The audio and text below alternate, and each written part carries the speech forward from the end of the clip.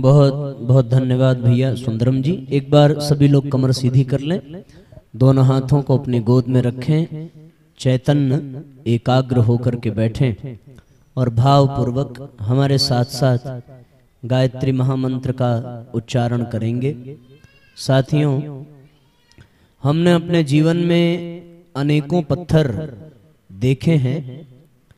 कुछ पत्थर जीवन पर्यंत पैरों की ठोकरें ही खाते हैं और कुछ पत्थर किसी कलाकार के हाथ में पहुंच जाएं तो वो पत्थर से प्रतिमा बन जाते हैं और उन पत्थरों के आगे लोग शीश झुकाते हैं, चढ़ावे चढ़ाते हैं। पर साथियों, कोई पत्थर यदि किसी सद्गुरु के हाथ में पड़ जाए तो फिर वो पत्थर केवल प्रतिमा ही नहीं बनता, बल्कि वो पत्थर रत्न बन जाता है। प्रतिमा यदि टूट करके बिखर जाए तो वो प्रतिमा फिर पत्थर बन जाएगी, लेकिन रत्न कितने भी हिस्सों में टूट करके बिखर जाए, वो एक बार पत्थर अगर रत्न बन गया तो वो हमेशा ही रत्न कहलाएगा, चाहे उसके जितने टुकड़े हो जाएं। पत्थर से प्रतिमा बनना, पत्थर से प्रतिमा बनाना ये बहुत कठिन नहीं है, लेकिन पत्थर से रत्न बन जाना और रत्न बना देना ये बिरले सौभाग्य प्राप्त होते हैं। हम सबका जीवन पत्थर से रत्न बने और ये क्षमता केवल पूज्य गुरुदेव और गायत्री माता में है। इसलिए उनसे इसी भाव की प्रार्थना करें कि हम सब अपने जीवन को रत्न बना सकें। ऐसी शक्ति, ऐसी सामर्थ्य, ऐसी सद्बुद्धि प्रदान करें। ऐसा भाव करते हुए गायत्री मंत्र हमारे साथ साथ बोलने की कृपा करें। ओम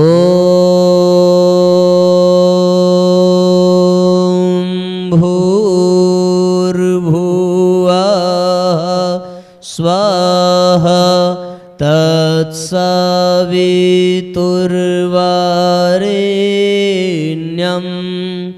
भर्गो देवस्य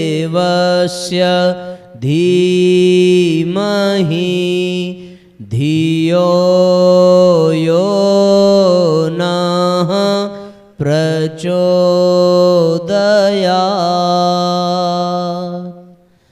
ॐ वन्दे भगवतीं देवीं श्रीरामञ्च जगद्गुरुं पादपद्मे तयोः श्रुत्वा प्रणमामि मुहुर्मुहुः, प्रणमामि मुहुर्मुहुः। ॐ सद्गुरुचरण कमलेभ्यो नमः।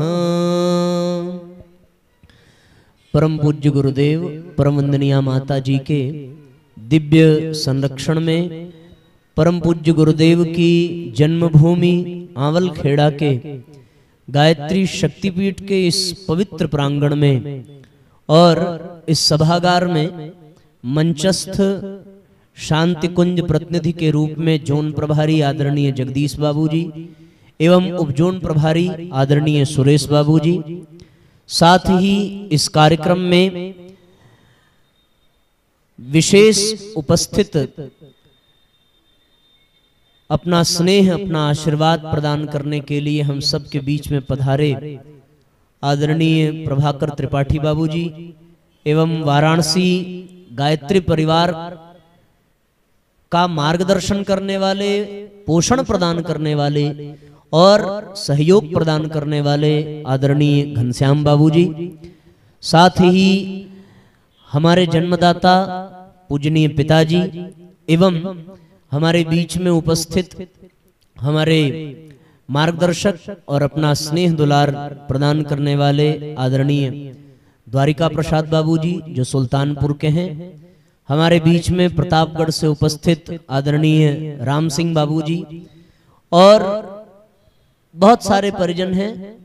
प्रत्येक परिजनों को नाम से भी संबोधित किया जा सकता है, पर मैं समझता हूं कि उनकी महानता के आगे यह छोटा सा क्रम उनको फुसलाने जैसा ही होगा।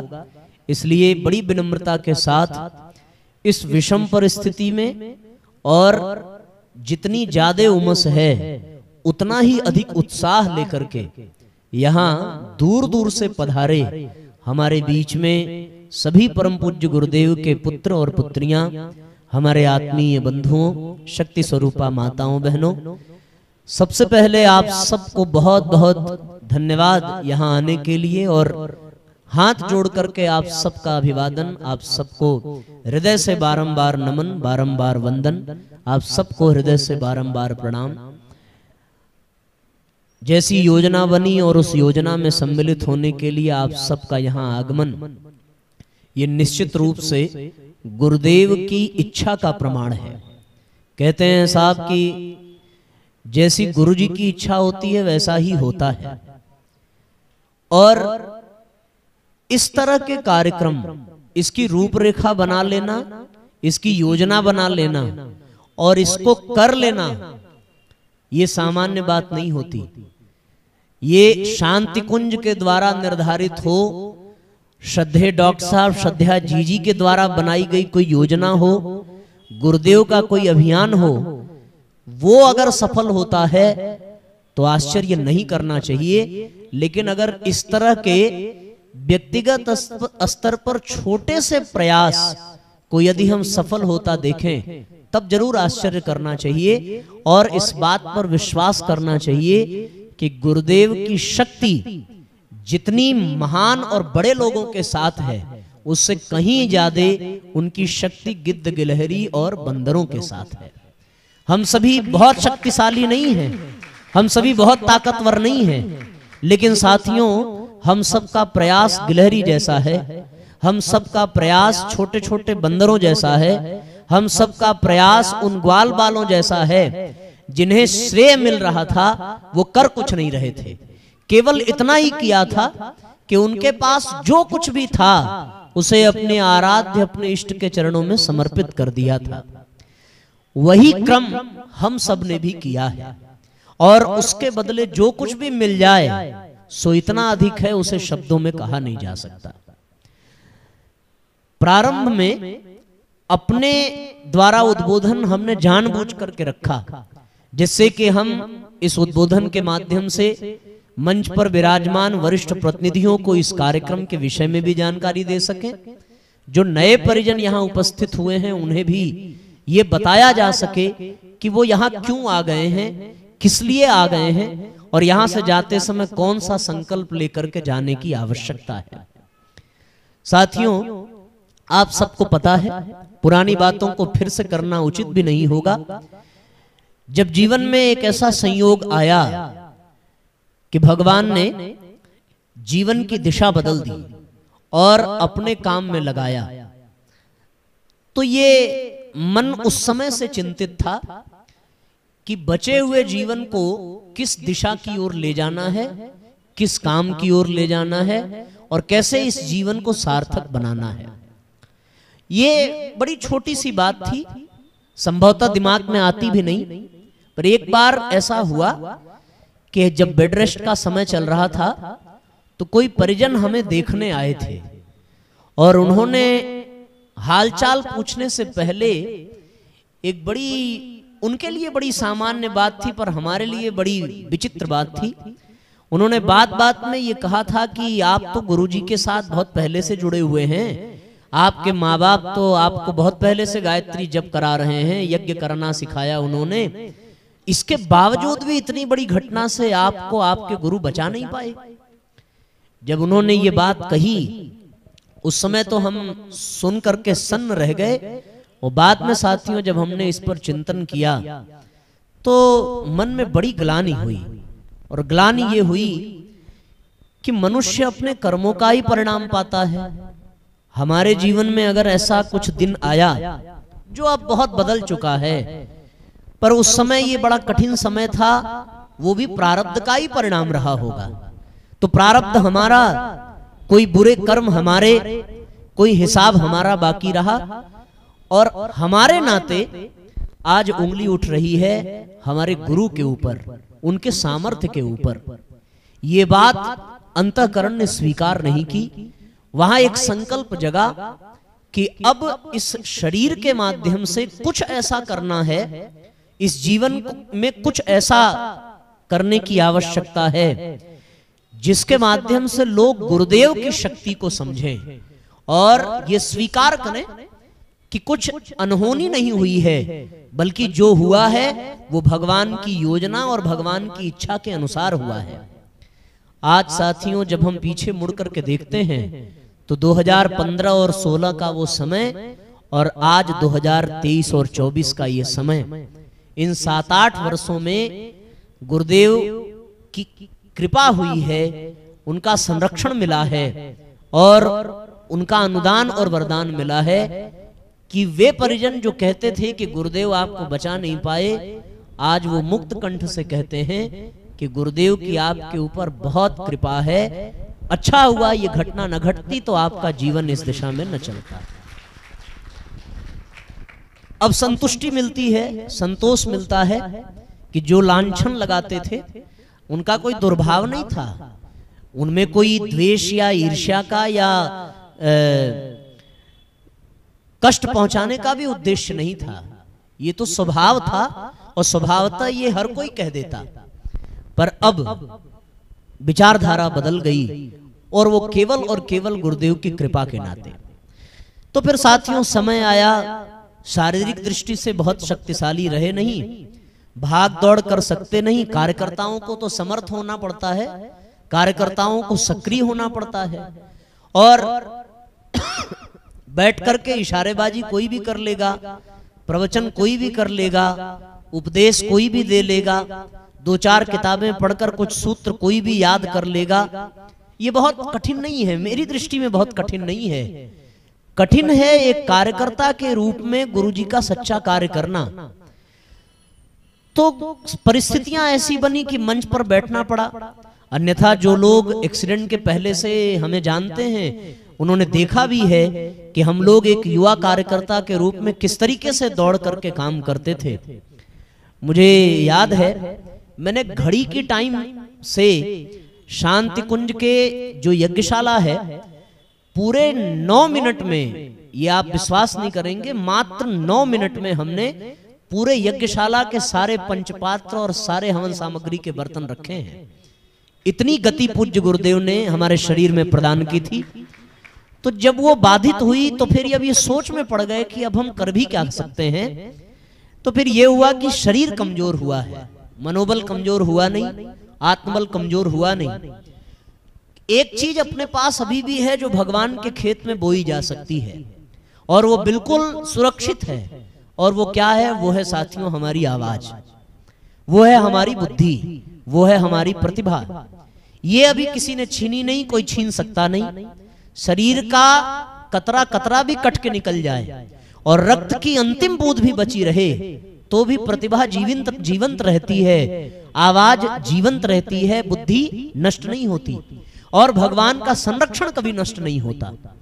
तो इसे भगवान के खेत में बोने की आवश्यकता है। भगवान का खेत ये संसार ही है, पूज्य गुरुदेव ने कहा भी है।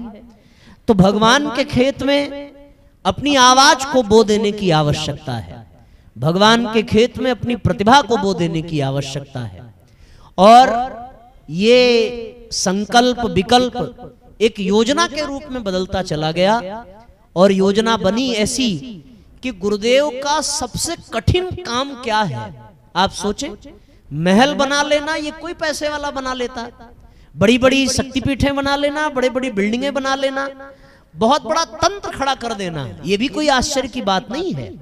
जो बहुत योग्य होगा, जिसमें नेतृत्व क्षमता बहुत होगी, वो बड़े आसानी से बहुत बड़े तंत्र खड़े कर सकता है।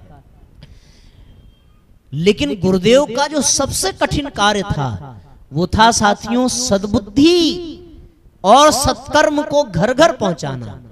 सद्बुद्धि के प्रतीक के रूप में गायत्री को और सत्कर्म के प्रतीक के रूप में यज्ञ भगवान को, और इन सब को पहुंचाने के लिए जो उन्होंने माध्यम बनाया वो एक अभियान। वो कौन सा अभियान है? वो अभियान है विचार क्रांति अभियान। तो उनका ये सबसे बड़ा काम था। हमने बहुत शक्तिपीठें बना ली, हमने बहुत कार्यक्रम कर लिए और बहुत कार्यक्रम करा लिए, बहुत प्रवचन हो गया, बहुत संगीतमय कार्यक्रम हो गए, पर वास्तव में कौन सा कार्यक्रम जो सबसे पीछे हो रहा था और जिसकी समाज में सबसे अधिक आवश्यकता है और जिसके न होने की गुरुदेव के मन में पीड़ा रही होगी, वो क्या है? वो यही है साथियों की रात के 2-2 बजे तक लालटेन की अंधेर में, बहुत कम रोशनी में, अपनी उंगलियों के प्रभाव को बिना देखे, अपने स्वास्थ्य को बिना देखे, निरंतर प्रतिदिन परम पूज्य गुरुदेव के द्वारा लिखे गए उनके साहित्य, अगर साहित्य को हटा दिया जाए तो मैं पता नहीं सही हूं कि गलत, पर मुझे यह लगता है कि यदि अपने मिशन से गुरुदेव का साहित्य हट जाए तो मिशन कुछ नहीं है उसके बिना। साहित्य ही गुरुदेव का, विचार ही गुरुदेव का मिशन का प्राण है। अगर साहित्य हट जाए तो फिर मिशन खोखला हो जाएगा। गुरुदेव के विचार हट जाएं तो मिशन की आधारशिला हिल जाएगी। गुरुदेव कहां बसे हैं? गुरुदेव यज्ञ में नहीं बसे हैं, गुरुदेव गायत्री माता की प्रतिमा में नहीं बसे हैं, गुरुदेव शक्तिपीठ में नहीं बसे हैं, और गुरुदेव कहीं नहीं बसे हैं। अगर गुरुदेव कहीं जीवित हैं तो केवल और केवल अपनी साहित्य में जीवित हैं, अपने किताबों में जीवित हैं। उस साहित्य का प्रतीक उनका समाधि स्थल हो सकता है, उस साहित्य का प्रतीक उनके द्वारा जलाया गया अखंड दीपक हो सकता है, पर साथियों गुरुदेव का शरीर गुरुदेव का साहित्य है, गुरुदेव का विचार है। हम लोग सब पहुंचा करके भी निरर्थक हो जाएंगे अगर गुरुदेव के विचार शरीर को हमने घर घर नहीं पहुंचाया। अगर हमने गुरुदेव के विचार पहुंचा दिए तो हमने मंदिर बनाया या नहीं बनाया, हमने कोई संगठन बनाया या नहीं बनाया, हमने गायत्री यज्ञ कराया या नहीं कराया, वो मायने नहीं रखता। मायने तो ये रखता है कि गुरुदेव का विचार पहुंचा कि नहीं पहुंचा। उसको ही पहुंचाने के लिए तो सब कर रहे हैं। शक्तिपीठ बनी गुरुदेव का विचार पहुंचाने के लिए, यज्ञ कराए गए गुरुदेव का विचार पहुंचाने के लिए। गुरुदेव ने लिखा है कि गायत्री यज्ञ तो बहाना है लोगों के घरों तक जाने के लिए। गुरुदेव ने लिखा है कि शक्तिपीठों को हमने जीवंत केंद्र बनाने के लिए बनाया था, पर आज मुझे कष्ट होता है कि मैंने शक्तिपीठों को क्यों बनवाया, क्योंकि आज शक्तिपीठों से वो काम नहीं हो पा रहे हैं जो काम हमने और आपने मिलकर के गुरुदेव की कृपा से किया है। कौन सा काम? उनके विचार शरीर को घर घर तक पहुंचाने का। साथियों दुनिया में जितनी भी परेशानी है, विषय बहुत लंबा नहीं करेंगे, पर जितनी भी परेशानी, जितनी भी समस्याएं, जितनी भी आपदाएं, जितनी भी विपत्तियां हैं और जितने भी वितंडावाद हैं, वो केवल और केवल इसलिए हैं कि मनुष्य के विचार दूषित हो गए हैं। उनको ठीक करना पड़ेगा तो केवल और केवल सद्विचारों से ही ठीक होंगे। आज के स्वाध्याय में शाम को आप सुनना, साधना शताब्दी लेखमाला के अंतर्गत जून महीने की अखंड ज्योति में लिख करके आया है। क्या आया है? कि दुनिया में कुछ भी ठीक होगा तो केवल और केवल सद्विचारों से ही ठीक होना है। और वो सद्विचार कैसे पहुंचेंगे? दो ही तरीका है। एक तो बोल करके पहुंचाया जा सकता है, एक तो साहित्य के रूप में पहुंचाया जा सकता है। तो एक लंबा समय साहित्य के रूप में पहुंचा करके देख लिया गया। ये हमने भी अपने जीवन में देखा है और आप सबने भी अपने जीवन में देखा होगा कि अखंड ज्योति पत्रिका के सदस्य बनाए गए, साहित्य स्टॉल लगाए गए, लोगों ने किताबें खरीदी, अपने घरों में ले जाकर के रखी, महीने की पत्रिकाएं मंगाई, पर वो पन्ने कभी पलट नहीं पाए। वो पत्रिकाएं रखी की रखी रह गई। कुछ पत्रिकाओं को दीमक चाट गए, कुछ पत्रिकाओं को बेच दिया गया और कुछ पत्रिकाएं दीपावली की सफाई में घर में निकली। बेकार हो गया कि नहीं हुआ? उनका लिखना व्यर्थ हुआ, पत्रिका के पैसे बेकार हुए। लेकिन आज ये संतोष है कि हमने पत्रिका के सदस्य किंचित कम बनाए होंगे, लेकिन पत्रिका की बातें और गुरुदेव की लेखनी हर मस्तिष्क तक पहुंचाई है। आज गुरुदेव का साहित्य पन्नों के रूप में भले नहीं पहुंचा, पर आवाज के रूप में हर आंगन में गूंज रहा है, आवाज के रूप में हर कमरे में गूंज रहा है और आवाज के रूप में हर मोबाइल में गूंज रहा है। ये संतुष्टि का विषय है, पर यहां रुकना नहीं है, यहां थमना नहीं है, क्योंकि लक्ष्य क्या है? लक्ष्य व्यक्ति निर्माण का भी नहीं है, लक्ष्य परिवार निर्माण का भी नहीं है, लक्ष्य समाज निर्माण का भी अब नहीं है, लक्ष्य युग निर्माण का है। और युग निर्माण के अंतर्गत पूरा विश्व आता है, फिर पूरे विश्व में पूरा समाज, पूरा परिवार और एक एक प्राणी आता है। तो हमारा लक्ष्य तो बहुत बड़ा है। हमें अभी सांस नहीं लेनी है, हमें अपने कमर को और कसना है और मेहनत करनी है और गुरुदेव के विचारों को अभी और घरों तक पहुंचाना है। उन्होंने लिख दिया, पहुंचाने का काम हमारा है। आपको बतावें, एक बार पूज्य गुरुदेव के पास एक व्यक्ति गया जो अखंड ज्योति संस्थान में काम करते थे कि गुरुदेव इस महीने पत्रिका नहीं छपेगी क्या? गुरुदेव ने कहा क्यों नहीं छपेगी? अखंड ज्योति 1939 से शुरू हुई है, वो रुकने वाली नहीं है। उन्होंने कहा आपने अभी तक लिख करके कुछ दिया नहीं। तो गुरुदेव बहुत जोर से डांट पड़े कि तुमने याद दिलाया नहीं अभी तक हमें, और आज कह रहे हो कि महीने की पत्रिका छपेगी नहीं। एक काम करना, कागज और कलम रख करके चले जाना और सवेरे आकर के पत्रिका ले जाना। वो आदमी आश्चर्य में पड़ गया कि पूरी 65-70 पेज की पत्रिका, और ये कह रहे हैं कि रात में धर जाना और सवेरे आकर के ले जाना, और ये 2 बजे साधना पे बैठते हैं। कब ये लिखेंगे और कब ये उसको छपने के लिए देंगे? उन्होंने कहा गुरुदेव कोई और साहित्य छाप दे, पत्रिका तो इस महीने नहीं छपेगी। गुरुदेव ने बड़ी जोर से आंख फाड़ के देखा, वो व्यक्ति की नजर नीचे हुई, वो चले गए। सवेरे ठीक समय पर जब गुरुजी ने उनको बुलाया 7 बजे, तो गुरुदेव ने कहा कि बेटा वो वहां रखी हुई है, उसको ले जाओ और तुरंत उसको प्रकाशन के लिए दो। वो आदमी बिल्कुल परेशान हैरान हो गया जब उन्होंने ये देखा कि केवल एक रात में और अपनी नित्य क्रिया के साथ और पूरी अखंड ज्योति पत्रिका लिखी पड़ी हुई है और उसको केवल छपने के लिए देना है। और इतनी मेहनत करके रात रात भर जो जग करके लिख रहे हो और हम लोग उसको घर घर पहुंचा ना सके, हम लोग उसको दूर दूर तक लेके जा ना सके, तो ये कितना बड़ा दुर्भाग्य होगा। इससे कितना बड़ा कष्ट होगा उनके हृदय को कि उन्होंने अपने जीवन का एक अंश लगा दिया। 3400 पुस्तकें पढ़ना मुश्किल है, असंभव है, मुश्किल नहीं असंभव है 3400 पुस्तकें पढ़ना। हम लोगों ने स्वाध्याय में 105 पुस्तकें पूरी की, 5 साल निकल गया। 1500 दिन में केवल 105 पुस्तक गुरुजी की पढ़ पाए हैं और उन्होंने 3400 लिख दी हैं। जीवन के अंतिम समय तक स्वाध्याय में 3400 पुस्तक हम पढ़ लें तो समझ लेना कि हम लोगों का जीवन सार्थक है। और 3400 परिजनों को स्वाध्याय में जोड़ दिया तो समझ लेना कि ये शरीर का मिलना सार्थक है। जब तक ये नहीं होगा तब तक सांस लेना व्यर्थ है, ये आप लिख करके जाइए। आज यहां से जाते समय अभी हमारे वरिष्ठ परिजन और भी अपना संदेश और अनुभव देंगे, पर मैं आपसे ये कहूंगा, ये संकल्प लेकर के जाना है कि हमारे क्षेत्र में जितने भी लोग हैं उन सब के घर में, उन सब के आंगन में रात में 8 बजे स्वाध्याय की आवाज गूंजनी चाहिए। उन सब के घरों में गुरुदेव के विचार जाने चाहिए और इसके लिए शुरुआत अपने आप से करनी पड़ेगी। अगर आप यहां बैठे हैं और अकेले बैठे हैं तो ये थोड़ी कष्ट की बात है। मैं आपको प्रमाण के साथ कहता हूं कि हमारे परिवार के सारे सदस्य इस समय इस कार्यक्रम में उपस्थित हैं। जब स्वाध्याय होता है तो हमारे पिताजी भी सुनते हैं, हमारा पुत्र भी सुनता है और हमारी पत्नी भी सुनती है। ऐसा नहीं है कि केवल हम स्वाध्याय करा रहे हैं, हमने पहले अपने परिवार को जोड़ा है और उसके बाद हमने परिवार से कदम बाहर लगाया है।